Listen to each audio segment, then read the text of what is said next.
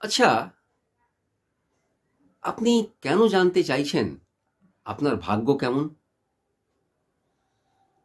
ও, জানতে পারলে সাবধান হয়ে যেতে পারতেন, ক্ষতির হাত থেকে নিজেকে বাঁচাতে পারতেন, পরিবারকে সুরক্ষিত রাখতে পারতেন। আচ্ছা আচ্ছা আচ্ছা, অর্থাৎ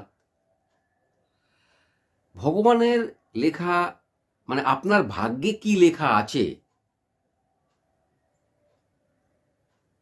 পছন্দ না হওয়া দরুন আপনি পাল্টে দিতে পারতেন, বা আপনার পরিবারকে সুরক্ষিত রাখার জন্য ব্যবস্থা করতে পারতেন।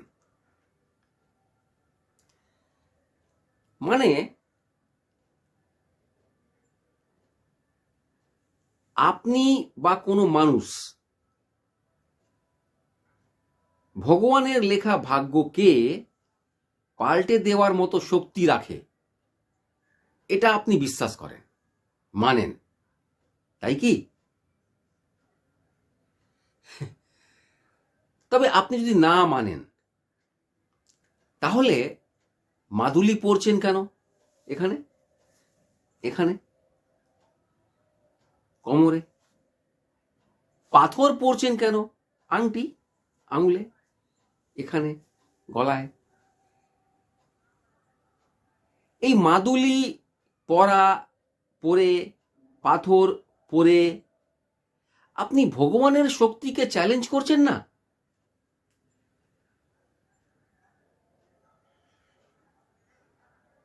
অর্থাৎ আপনি বিশ্বাস করেন যে কোনো মানুষ ভগবানের চেয়ে বেশি শক্তি রাখতে পারে, আর ও মাদুলি দিয়ে, পাথর দিয়ে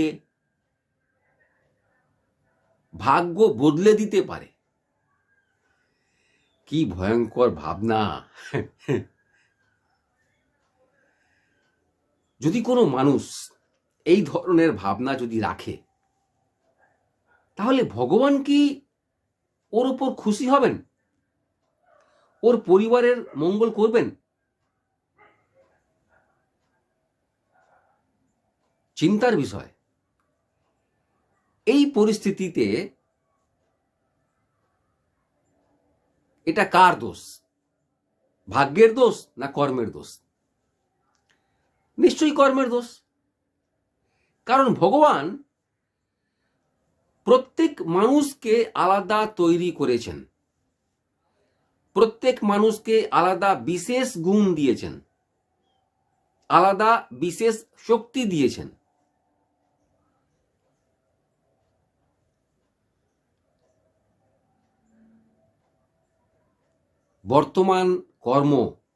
বর্তমান কর্মই আপনার ভাগ্যকে কাজ করতে দিচ্ছে না।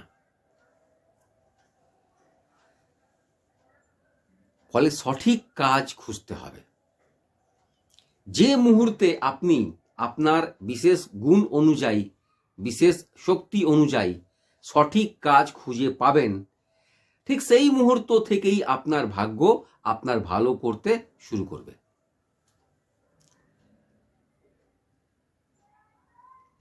আপনার ভাগ্যকে কাজ করার সুযোগ দিন। আপনার ভাগ্য সবসময় আপনার ভালো করতে তৎপর থাকে। শুধু সঠিক কর্ম করুন, ব্যাস।